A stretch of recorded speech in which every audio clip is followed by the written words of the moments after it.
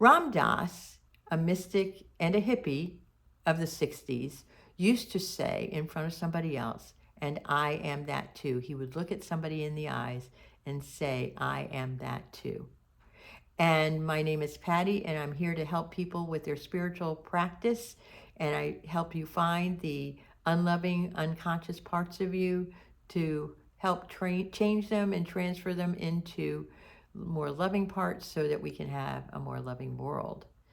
So everybody is a reflection of us. We're a gigantic disco ball, just shining brightly from the ceiling of life. That kind of takes me back and shows you how old I am. But anyway, the idea is when we judge someone, whether good or bad, whether loving or unloving, we need to own that in order to change it. We have to become aware of our judgments. Oh, he's so selfish. Well, what parts of am I selfish? Oh, she just won't shut the fuck up. Well, what part of me just won't shut the fuck up? Oh, he never listens to me. How often do I not listen to somebody, not deeply hear them? Oh, he never does this, or whatever that is, say, I am that too. And on the loving scale, do the same thing. I love how gentle she is.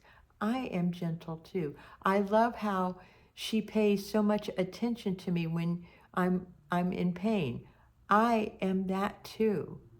I love how excited she gets when she is so into her work.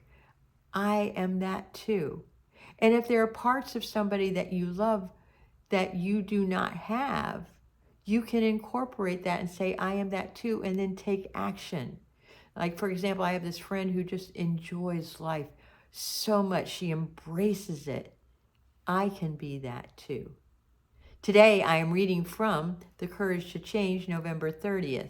Everyone who plays a part in our lives offers something we might learn. Other people can be our mirrors, reflecting our better and worse qualities. They can help us to work through conflicts from the past that were never resolved.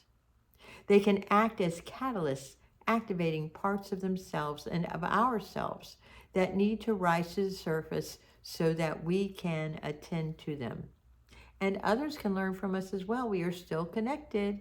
That is our great strength. So when I grow impatient with someone sharing, or take offense at a loved one's inattention, or feel incapable of coping with another person's choices, I will consider the possibility that my teacher or my mirror stands before me, and I will ask my higher power to help me perceive their gifts for me. One reason I do my spiritual practices is to learn to develop healthy, loving relationships with myself and others. I recognize that I need other people, and I welcome those my higher power brings to me today. Now, I'm going to tell you, I do not like all the people that my higher power brings to me, but my greatest teachers are the ones I have the hardest times with. It makes and forces me to look at myself in a way that I don't want to look at myself. I need to own those parts of me that are so mean, so judgmental, so harsh, so hard, and learn to soften those. Then I have to look at the people who are so victim-y and so like never getting into the future, but only stuck in their past. That's what I do too. And then the people who do great things in the world, I do that too. The people who I adore and love because of who they are, I am that too. So we have this mishmash of people around us to show us who we are. And I can tell how more loving I am by how the world is reflected back to me. You can too. So think about that today and use this as a spiritual daily practice for yourself. And just know that I love you.